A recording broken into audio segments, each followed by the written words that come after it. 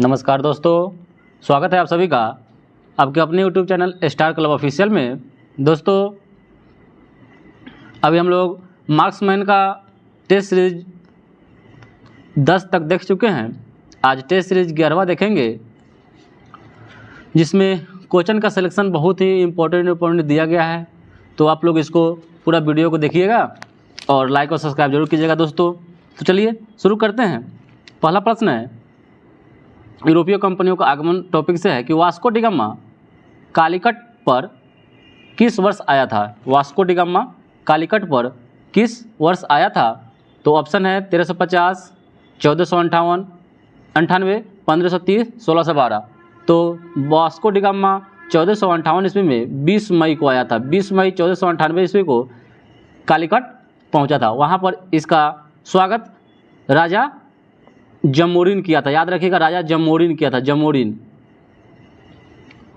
चलिए नेक्स्ट देखते हैं कि पुर्तगाली उपनिवेश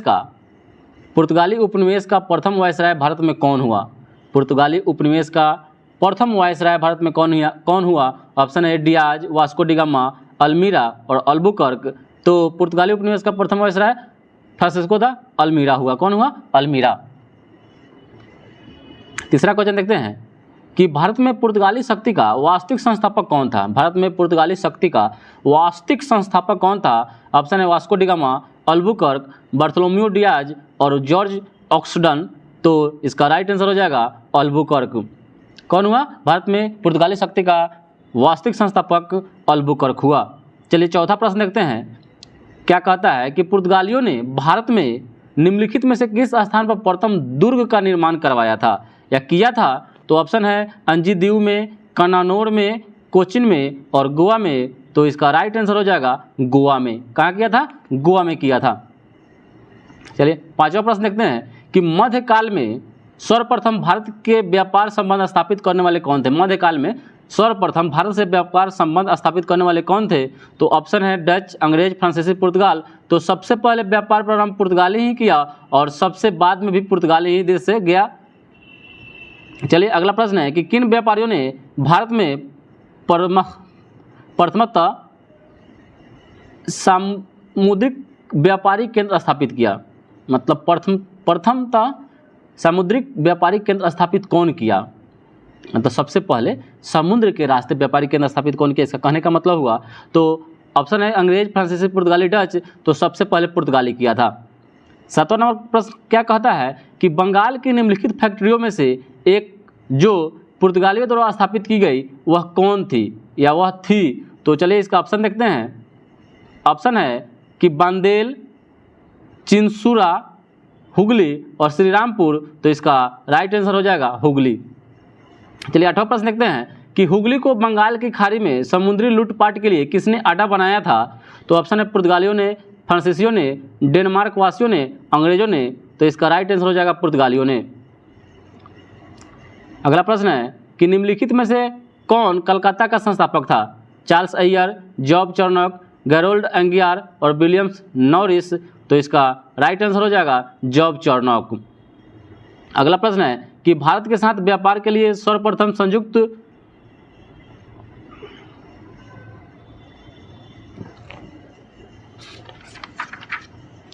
संयुक्त पूंजी कंपनी किन लोगों ने प्रारंभ की थी? संयुक्त पूंजी कंपनी किन लोगों ने प्रारंभ की थी? पुर्तगाली, डच, फ्रेंच और डेनिश। तो इसका राइट आंसर हो जाएगा डच। अगला प्रश्न है कि लंदन में ब्रिटिश ईस्ट इंडिया कंपनी के गठन के समय भारत का निम्नलिखित में कौन बादशाह था? लंदन में ब्रिटिश ईस्ट इंडिया कंपनी के गठन के समय भारत का निम्नलिखित में कौन बादशाह था? ऑप्शन है अकबर, जहांगीर, शाहजहां, औरंगजेब। तो इसका राइट आंसर हो जाएगा अकबर। अगला प्रश्न देखते हैं कि किस मुगल सम्राट के काल में इंग्लिश ईस्ट इंडिया कंपनी ने भारत में सर्वप्रथम कारखाना स्थापित किया? तो ऑप्शन है अकबर, जहांगीर, शाहजहां, औरंगजेब। तो इसका राइट आंसर हो जाएगा जहांगीर के शासनकाल में। चलिए अगला प्रश्न देखते हैं कि भारत में 1613 ईस्वी में अंग्रेजों ने अपनी पहली फैक्ट्री कहाँ स्थापित की? भारत में 1613 ईस्वी में अंग्रेजों ने अपनी पहली फैक्ट्री कहाँ स्थापित की? गोवा, बंगाल में हुगली, आरकोट और सूरत। तो इसका राइट आंसर हो जाएगा सूरत में। चलिए अगला प्रश्न देखते हैं कि निम्नलिखित में से किस अंग्रेज अधिकारी ने पुर्तगालियों को स्वालिली के स्थान पर हराया था, स्वाली के स्थान पर हराया था William Hawkins, Thomas West, Thomas Roe और जोसिया चाइल्ड को। तो इसका राइट आंसर हो जाएगा थॉमस वेस्ट को अंग्रेज अधिकारी ने हरा दिया था। चलिए अगला प्रश्न है कि निम्नलिखित यूरोपीय व्यापारिक कंपनियों में किसने सूरत में सर्वप्रथम अपना कारखाना स्थापित किया? तो सूरत में सर्वप्रथम अपना कारखाना स्थापित किया था वो अंग्रेजों ने किया था। चलिए अगला प्रश्न है कि वर्ष 1613 ईस्वी में अंग्रेजी ईस्ट इंडिया कंपनी को कहाँ एक कारखाना यानी व्यापार स्थल स्थापित करने की अनुमति मिली? तो सूरत में मिली थी 1613 ईस्वी में। अगला प्रश्न है कि ब्रिटिश ईस्ट इंडिया कंपनी ने बम्बई किससे लिया था? तो डचों से, फ्रांसीसियों से, डेनिशों से और पुर्तगालियों से। तो इसका राइट आंसर हो जाएगा पुर्तगालियों से। अगला प्रश्न है कि ईस्ट इंडिया कंपनी के किस अंग्रेज गवर्नर को औरंगजेब द्वारा भारत से निष्कासित किया गया था? तो औरंगजेब ने किस ईस्ट इंडिया कंपनी के आदमी को निकाल दिया था? तो इसका ऑप्शन देख लेते हैं, Aungier, sir John Child, sir John Gayer और सर निकोलस वेट। तो इसका राइट आंसर हो जाएगा सर जॉन चाइल्ड को। सर जॉन चाइल्ड को अपने देश से निकाल दिया था। चलिए अगला प्रश्न है कि कर्नाटक युद्ध किन किन के मध्य लड़ा गया था? कर्नाटक का युद्ध किन किन के मध्य लड़ा गया था? अंग्रेज व फ्रांसीसी, अंग्रेज व डच, अंग्रेज व मराठा, हैदर अली व मराठा। तो इसका राइट आंसर हो जाएगा अंग्रेज और फ्रांसीसी के बीच में कर्नाटक का युद्ध हुआ था। चलिए अगला प्रश्न देखते हैं कि निम्नलिखित में से कौन सा प्रथम यूरोपियन व्यक्ति था जिसने भू क्षेत्र अर्जित करने के उद्देश्य से भारतीय राजाओं के झगड़े में भाग लेने की नीति शुरू की थी? यानी भू क्षेत्र अर्जित करने के उद्देश्य से भारतीय राजाओं के झगड़ों में भाग लेने की नीति आरंभ की क्लाइव, डुप्ले, अल्बुकर्क और वारेन हेस्टिंग्स। तो इसका राइट आंसर हो जाएगा डुप्ले। अगला प्रश्न है कि भारत में फ्रांसीसियों ने अपना सबसे पहला कारखाना निम्न स्थानों में कहाँ लगाया? तो ऑप्शन है सूरत, पुलिकट, कोचिन, कासिम बाजार। तो सबसे पहले फ्रांसीसियों ने सूरत में अपना कारखाना लगाया था। चलिए अगला प्रश्न देखते हैं कि निम्नलिखित में से किसे भारत में फ्रांसीसी कंपनी का संस्थापक माना जाता है? भारत में फ्रांसीसी कंपनी का संस्थापक किसे माना जाता है? ऑप्शन है रिसलू, मजारे, कोलबर्ट और फ्रैंको मार्टिन। तो राइट आंसर हो जाएगा कोलबर्ट को। कोलबर्ट को फ्रांसीसी कंपनी का संस्थापक माना जाता है। चलिए अगला प्रश्न है कि बंगाल में निम्न में से कौन सा कारखाना डचों ने स्थापित किया था? बंदेल, चिंसूरा, हुगली, श्रीरामपुर। तो इसका राइट आंसर हो जाएगा चिंसूरा।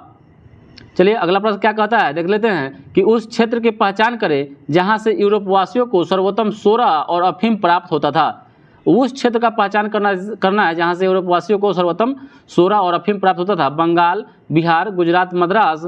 तो इसका राइट आंसर हो जाएगा बिहार से। अगला प्रश्न क्या कहता है कि अंग्रेजी शासनकाल में भारत का कौन सा क्षेत्र अफीम उत्पादन के लिए प्रसिद्ध था? तो अफीम उत्पादन के लिए प्रसिद्ध अपना बिहार था। क्या था? बिहार। अगला प्रश्न क्या कहता है कि निम्नलिखित यूरोपियों में से कौन सा एक स्वतंत्रता पूर्व भारत में व्यापारी के रूप में सबसे अंत में आया?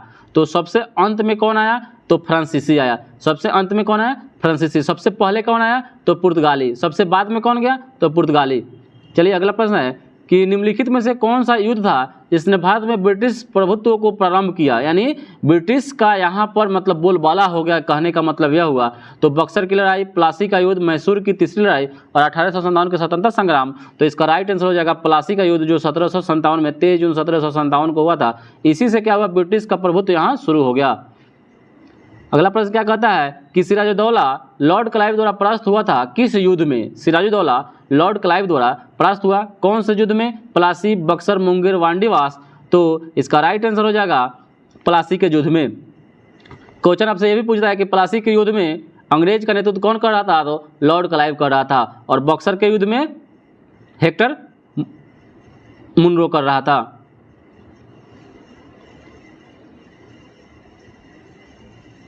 वांडीवास में हेक्टर मुनरो कर रहा था। वांडीवास के जो 1760 में होता उसमें हेक्टर मुनरो कर रहा था। चलिए अगला प्रश्न है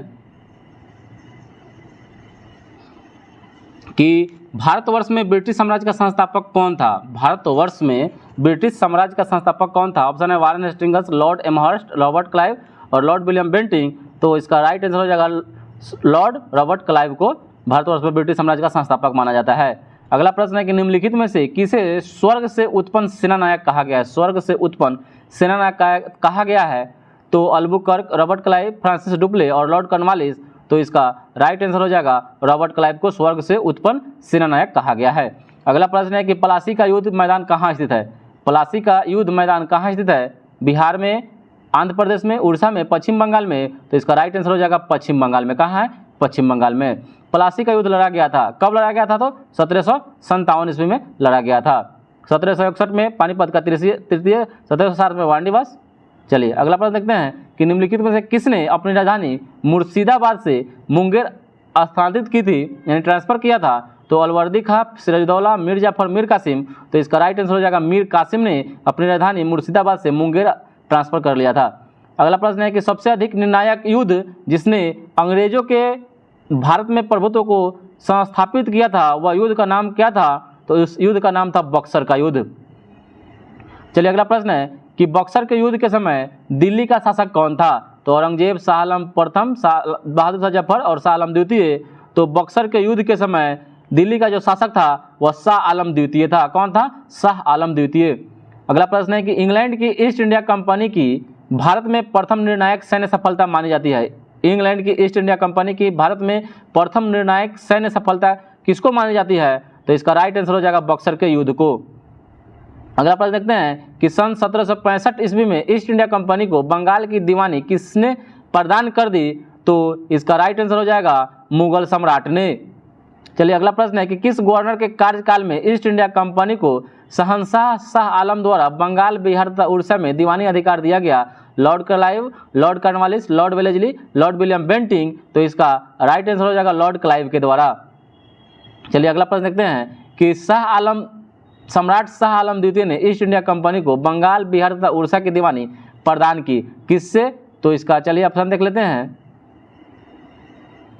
कब की, किससे नहीं कब की। तो ऑप्शन है 12 अगस्त 1765, 18 अगस्त 1765, 29 अगस्त 1765, 21 अगस्त 1765।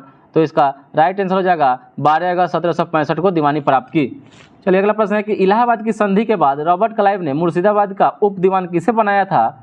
मुर्शिदाबाद का उप दीवान किसे बनाया था? तो इसका राइट आंसर हो जाएगा मोहम्मद रजा खान को। मोहम्मद रजा खान को रॉबर्ट क्लाइव ने मुर्शिदाबाद का उप दीवान बनाया था। अगला प्रश्न है कि वर्ष 1765 में दीवानी प्रदान किए जाने के बाद ब्रिटिश सबसे पहले निम्नलिखित में से किस पर्वतीय जनजाति के संपर्क में आया? तो उस पर्वतीय जनजाति का नाम है खासी, जो कहाँ पड़ता है, अभी कहाँ है? तो ये मेघालय में गारो खासी, जो गारो खासी जयंतिया जो है ये जनजाति है, पर्वतीय जनजाति जो मेघालय में पाई जाती है, और कुकी मणिपुर में पाई जाती है। चलिए अगला प्रश्न है कि निम्नलिखित में से किसने भारत में अंग्रेजों का सर्वाधिक विरोध किया था? तो सर्वाधिक विरोध अंग्रेजों का किसने किया था? तो मराठा, मुगल, राजपूत, सिख। तो सबसे ज़्यादा जो विरोध किया था वो मराठा किया था। कौन किया था? मराठा किया था। चलिए अगला प्रश्न है कि रंजीत सिंह के राज्य में सम्मिलित था दिल्ली, काबुल, मकराना, श्रीनगर। तो रंजीत सिंह के राज्य में कौन कौन सम्मिलित था? तो इसका राइट आंसर हो जाएगा डी, श्रीनगर सम्मिलित था, दिल्ली, मकराना, काबुल नहीं था। रंजीत सिंह किस मिसल से संबंधित थे? तो रंजीत सिंह किस मिसल से संबंधित थे? तो इसका राइट आंसर हो जाएगा सुकरचकिया मिसल से रंजीत सिंह का संबंध था। चलिए अगला प्रश्न है कि महाराजा रंजीत सिंह के राज्य की राजधानी कहाँ थी? तो महाराजा रंजीत सिंह के राज्य की जो राजधानी थी वो लाहौर थी। बहुत क्वेश्चन पूछता है। अगला प्रश्न है कि रंजीत सिंह ने सुप्रसिद्ध कोहिनूर हीरा प्राप्त किया था। तो रंजीत सिंह ने सुप्रसिद्ध कोहिनूर हीरा किससे प्राप्त किया था? तो इसका राइट आंसर हो जाएगा शाह शुजा से। किससे? शाह शुजा से रंजीत सिंह ने प्राप्त किया था। चलिए अगला प्रश्न देखते हैं कि निम्नलिखित में से किसने कहा था कि ईश्वर की इच्छा थी कि मैं सब धर्मों को एक निगाह से देखूं, इसलिए उसने दूसरी आंख की रोशनी ले ली। तो दूसरी आंख की रोशनी ले ली किसने कहा था? तो ऑप्शन है महाराजा रंजीत सिंह, महाराजा शेर सिंह, महाराजा दलीप सिंह, उपरोक्त में से कोई नहीं। तो यह किसने कथन कहा था? तो यह कथन कहा था महाराजा रंजीत सिंह ने। महाराजा रंजीत सिंह ने यह कथन कहा था कि सब धर्मों को मैं एक ही निगाह से देखूं, लेकिन मुझे दूसरी आंख की रोशनी नहीं दी, भगवान ने इसको छीन लिया। चलिए अगला है कि महाराजा रंजीत सिंह के उत्तराधिकारी कौन थे? महाराजा रंजीत सिंह के उत्तराधिकारी कौन हुए? तो हरि सिंह नलवा, खड़क सिंह, शेर सिंह और नौनिहाल सिंह। तो इसका राइट आंसर हो जाएगा खड़क सिंह। महाराजा रंजीत सिंह के उत्तराधिकारी खड़क सिंह हुए। अगला प्रश्न है कि ब्रिटिश जनरल जिसने हैदर अली को पोर्टोनोवो युद्ध में हराया था, कैप्टन ब्रिटिश जनरल जिसने हैदर अली को पोर्टोनोवो युद्ध में हराया था कौन था? Captain Popham, sir Eyre Coote, sir Hector Munro और जनरल गोडार्ड। तो इसका राइट आंसर हो जाएगा सर आयरकुट, सर आयरकुट। तो बक्सर में, सॉरी पीछे जो क्वेश्चन बताए थे, तो बक्सर के युद्ध में हेक्टर मुनरो था सेनापति, और वांडीवास में सर आयरकुट, जो 1760 में वांडीवास का युद्ध हुआ था तो इसमें सर आयरकुट था और हेक्टर मुनरो बक्सर के युद्ध में, एक याद रखिएगा। टीपू सुल्तान ने अपनी राजधानी कहाँ बनाई थी? तो टीपू सुल्तान ने अपनी राजधानी श्रीरंगपट्टनम में बनाई थी।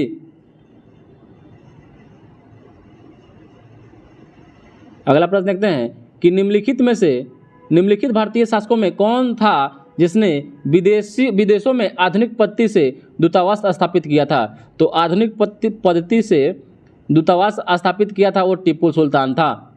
चलिए अगला प्रश्न है कि टीपू सुल्तान ने ब्रिटिश सेना को 1780 में हराया था। टीपू सुल्तान ने ब्रिटिश सेना को 1780 में हराया था, वह कहाँ हराया था? तो इसका राइट आंसर हो जाएगा पोलीलूड में टीपू सुल्तान ने ब्रिटिश सेना को हराया था।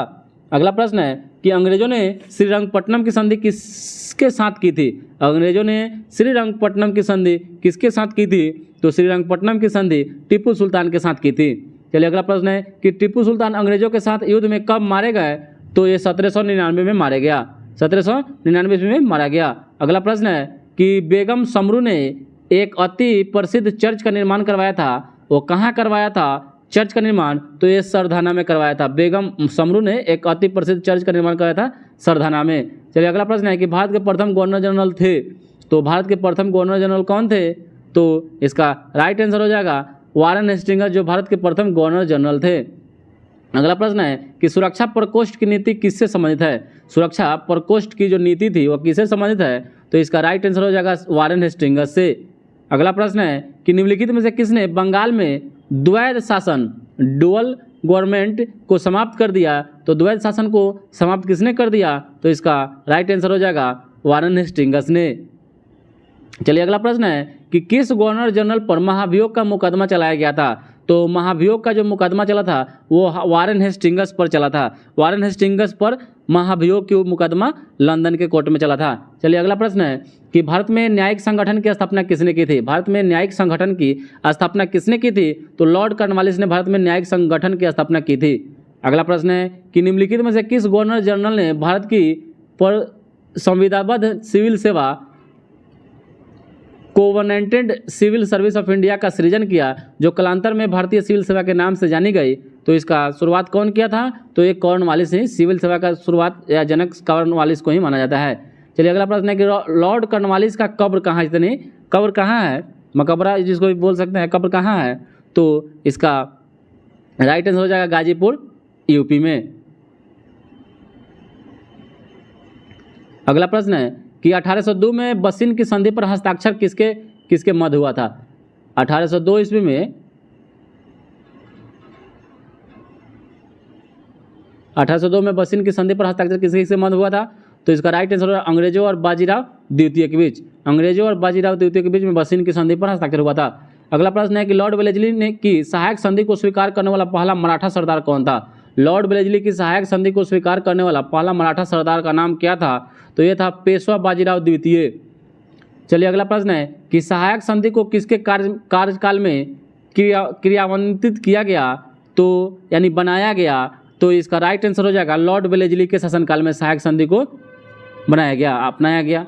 सहायक संधि को स्वीकार करने वाला पहला शासक कौन था? सहायक संधि को स्वीकार करने वाला पहला शासक कौन था? तो इसका राइट आंसर हो जाएगा अवध के नवाब। अवध के नवाबों ने सहायक संधि को सबसे पहले स्वीकार किया था। चलिए अगला प्रश्न है कि निम्न में से किसने सहायक संधि को स्वीकार नहीं किया था? तो सहायक संधि को स्वीकार किसने नहीं किया था? तो इसका राइट आंसर हो जाएगा इंदौर के होलकर राज्य के जो भी शासक थे वो सहायक संधि को स्वीकार नहीं किया था। अगला प्रश्न है कि आंग्ल नेपाल युद्ध की जिसके शासनकाल में हुआ था वह कौन है? आंग्ल नेपाल युद्ध, तो इसका राइट आंसर वारेन हेस्टिंग्स के शासनकाल में हुआ था आंग्ल नेपाल युद्ध। चलिए अगला प्रश्न देखते हैं कि तथाकथित सुशासन के आधार पर किस गवर्नर जनरल ने मैसूर राज्य के प्रशासन को ले लिया था? तथाकथित कुशासन के आधार पर किस गवर्नर जनरल ने मैसूर को अपने राज्य में मिला लिया या प्रशासन को ले लिया था? तो इसका राइट आंसर हो जाएगा लॉर्ड विलियम बेंटिंग ने। चलिए अगला प्रश्न है कि सती प्रथा पर रोक किसने लगाई थी? तो सती प्रथा पर रोक लगाई थी लॉर्ड विलियम बेंटिंग ने, और भारत की तरफ से राजा राम मोहन राय इसकी सहायता किए थे। चलिए अगला प्रश्न है कि ठगों के दमन में निम्नलिखित में से कौन संबंध था? यानी ठग का दमन यानी उस पर रोक लगाना, नकेल कस देना। तो इसका राइट आंसर हो जाएगा कैप्टन स्लीमैन। कैप्टन जो स्लीमैन थे ये ठगों के दमन में निम्नलिखित मतलब भूमिका निभाए थे। चलिए अगला प्रश्न देखते हैं कि अंग्रेजों द्वारा सिंध विजय संपन्न हुआ। अंग्रेजों के द्वारा सिंध विजय कब संपन्न हुआ? तो इसका राइट आंसर हो जाएगा लॉर्ड एलनबरो के समय में। लॉर्ड एलनबरो के समय में सिंध पर विजय प्राप्त हुआ या संपन्न हुआ। लॉर्ड डलहौजी द्वारा अवध का अंग्रेजी राज्य में विलय निम्नलिखित में किस रीति के द्वारा हुआ था? तो जो लॉर्ड डलहौजी द्वारा अवध का अंग्रेजी राज्य में विलय यानी विलय हो जाना, मिला लेना, किसके तहत हुआ था, किस रीति के तहत हुआ था? तो इसका राइट आंसर हो जाएगा कुप्रशासन, यानी कुशासन का उस पर आरोप लगाकर और अवध को मिला लिया गया था। चलिए अगला प्रश्न है कि ब्रिटिश साम्राज्य में अवध का विलय कब हुआ? अवध मतलब कब मिल गया ब्रिटिश साम्राज्य में? तो इसका राइट आंसर हो जाएगा 1856 ईस्वी में। जो 48 से 56 तक लॉर्ड डलहौजी का शासनकाल था। निम्नलिखित में से किसने विलय की नीति नियोजित एवं क्रियान्वित की? तो ये किया था डलहौजी ने। अगला प्रश्न है कि ब्रिटिश द्वारा कुशासन का बहाना लेकर निम्नलिखित प्रांतों में से किस एक का शासक हटा दिया गया? यानी कुशासन का बहाना लेकर, बहाना बनाकर। तो इसका राइट आंसर हो जाएगा अवध का। अगला प्रश्न है निम्नलिखित में से कौन अवध का ब्रिटिश रेजिडेंट था जो अवध का ब्रिटिश साम्राज्य में विलय हुआ?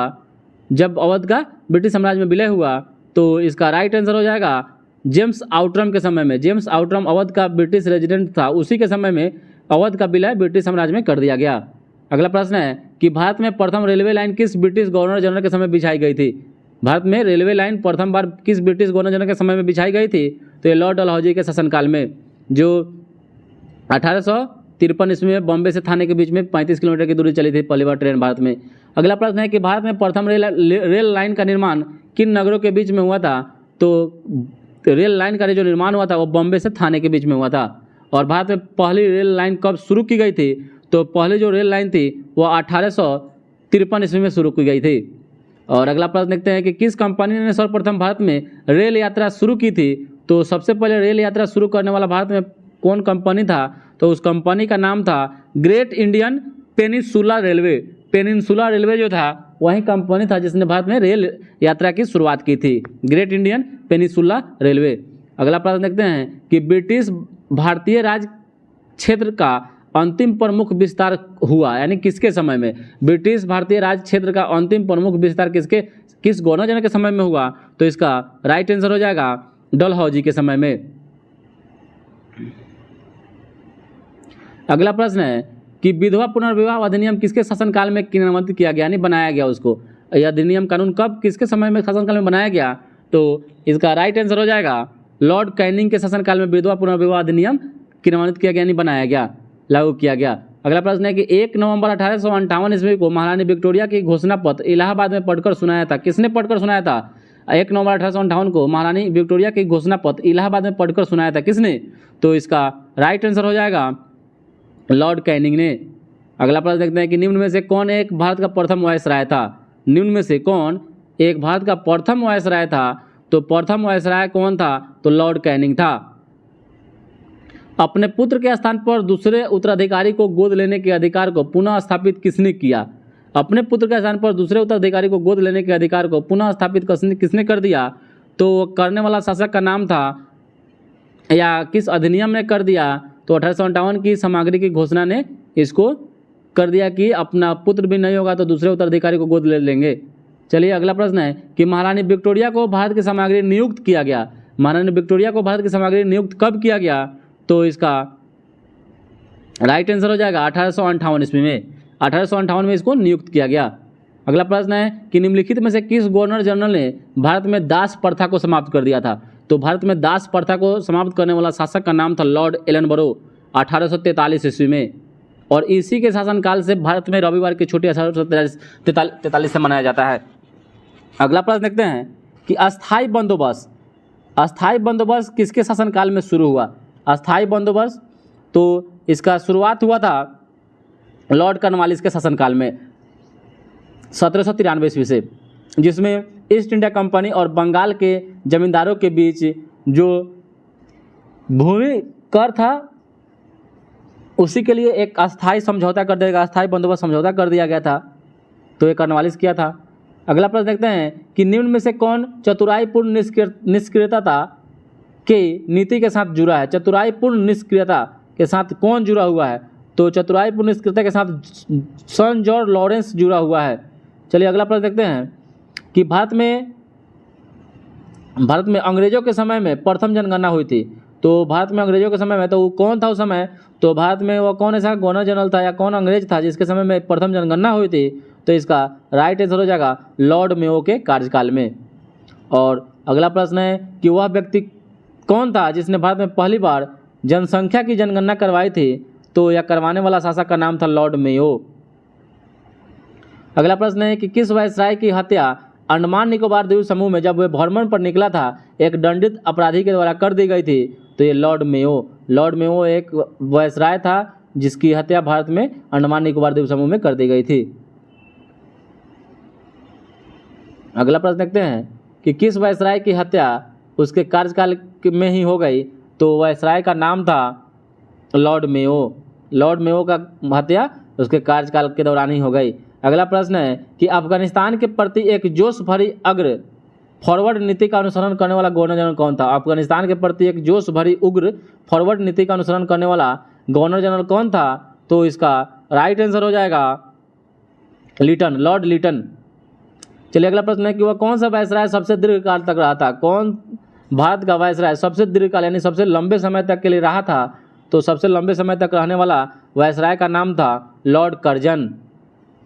अगला प्रश्न है कि भारत में स्थानीय स्वायत्त शासित संस्था है जो 1882 में सशक्त की गई थी, वह किसके द्वारा की गई थी, तो किसके द्वारा की गई थी, तो ये हो जाएगा इसका राइट आंसर लॉर्ड रिपन के द्वारा भारत में स्थानीय स्वायत्त शासित संस्थाएं शुरू की गई थी या सशक्त की गई थी। अगला प्रश्न है कि भारत में स्थानीय स्वायत्त शासन को किसने प्रोत्साहित किया था, तो ये प्रोत्साहित करने वाला शासक था लॉर्ड रिपन। अगला प्रश्न है कि भारतीय पुरातत्व सर्वेक्षण की स्थापना किसके काल में हुई थी, तो भारतीय पुरातत्व सर्वेक्षण की स्थापना किसके कार्यकाल में हुई थी, तो ये लॉर्ड कर्जन के कार्यकाल में हुई थी। अगला प्रश्न है कि प्राचीन स्मारक संरक्षण एक्ट किस गवर्नर जनरल के कार्यकाल में पारित हुआ था, तो ये हो जाएगा लॉर्ड कर्जन के कार्यकाल में प्राचीन स्मारक संरक्षण केंद्र जो 1904-05 में हुआ था, ये लॉर्ड कर्जन के समय में हुआ था। आज के लिए इतना ही, फिर मिलते हैं टेस्ट सीरीज 12 को लेकर। तब तक के लिए जय हिंद, वंदे मातरम। और जो भी दोस्त इसको लाइक और सब्सक्राइब नहीं करते हैं प्लीज़ सब्सक्राइब कर दीजिए, लाइक कर दीजिए और वीडियो को पूरा देखिए। जो 100 प्रश्नों का संग्रह है जिसमें 100 प्रश्न बहुत ही मतलब कहने का मतलब है कि ये पूरा घटना चक्र का निचोड़ दिया हुआ है और टॉपिक जो है बना दिया गया है, तो 100 का सीरीज दिया हुआ है। इसको बनाइए, इसको याद कीजिए और एक कॉपी पर जो भी आपको क्वेश्चन नया लगे उसको लिखते रहिए। चलिए।